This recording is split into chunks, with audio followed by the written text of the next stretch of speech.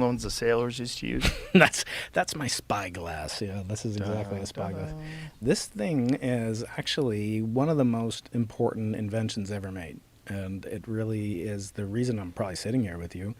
It's the actual tool, not this one, but the telescope was really the machine that changed the world the most. And what's so cool about it, it acted like a lever that moved the Earth from being the center of the universe back in Galileo's time. What year did they invent it? The telescope was invented around the early 1600s, and there's a popular misconception that Galileo invented it, but he didn't. He actually perfected it. So he took it from 0 to 1, basically. He took this spyglass, which was really never, it's amazing. People were using eyeglasses for many years, and nobody ever thought to go take one lens, take another lens, and go like this. No one had ever done that. There was a guy, Van Leeuwenhoek, and this guy, Hans Lippershey. They had been making glass, and they were experts at making glass in the Netherlands. But Galileo heard about that, and the original devices that they were making could magnify things 2 or 3 times at most. But Galileo realized, hey, I can improve this and then do, what mankind has always dreamt of doing, use it to make money and use it for military purposes. Because with a telescope, you could see a ship in the Venetian lagoon a day or two out before it would come on shore, and you could see it from the ground. So the distance back then was stealth technology. This took away the stealth. It would be like turning off the B-2's ability to have stealth. So he improved it so much, it was just inarguable this would change the world. So when was the eyeglass invented? Eyeglass was invented, it's kind of cool. The eyeglass was invented in probably the late 1500s, these lenses. Wow. Glass used to be total crap. It would be like looking through a piece of ice today. These lenses are super clear and super clean, modern lenses.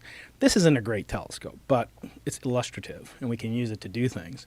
But what's so interesting to me, it's just like a quirk of history, is when these lenses were invented. Before then, you didn't, I don't know what your vision is, but mine's about 20/20. It's getting worse as I get older, obviously. Yeah. But before then, there were no standards for how good a person's eyesight was until they had, say, the Gutenberg Bible was published. So in the 1400s and 1500s, the first movable fixed type where you had a calibrated standard, where you knew how big the type font was. And you could say, well, Joe can only see something at 5 feet away that Brian can see at 10 feet away or something like that. So then they realized, hey, I can't see what Brian can see, or I can't see what Joe can see. I need some kind of augmentation. And they would put lenses on. So that was in the original direction directly from the Gutenberg Bible to glasses. And then what's so funny is the glasses then led to making a telescope. And then the telescope led to the Earth being moved away from being the center of the universe, which the Gutenberg Bible, in some connotation, suggested that we were. So there's a direct line from the Gutenberg Bible to the glasses to the telescope to then now religion is not so centralized in the age of scientific reason. Wow. So when they first started using telescopes, what kind of power are we talking about? Like when Galileo improved upon it, you said it was like 0 to 1. Yeah. Like how many levels of magnification? So a good telescope that you can get, and I always joke, I'm not a doctor, but not a real doctor, but the only prescription Dr. Keating makes is that you should buy your kid a telescope. And actually the reason I said this is the reason I'm probably sitting here with you is because I became a scientist thanks to getting a telescope at about age 12.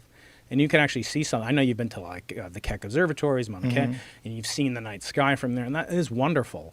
But every single thing that Galileo saw with his 20-power telescope, which is not that much. Not much at all. You can get one of those, on my website. No, I'm just kidding. But that was a big improvement. That was a huge improvement. Because now you could see there were craters on the moon. Now you could see there were mountains on the moon. The moon wasn't this perfect crystalline sphere that the Bible and the ancients had talked about. It had flaws, imperfections. It looked like it had oceans. That's why they're called mare, seas, the sea of tranquility. You know what really bummed me out? What was that? When Samsung, when they got exposed for their digital zoom for the moon.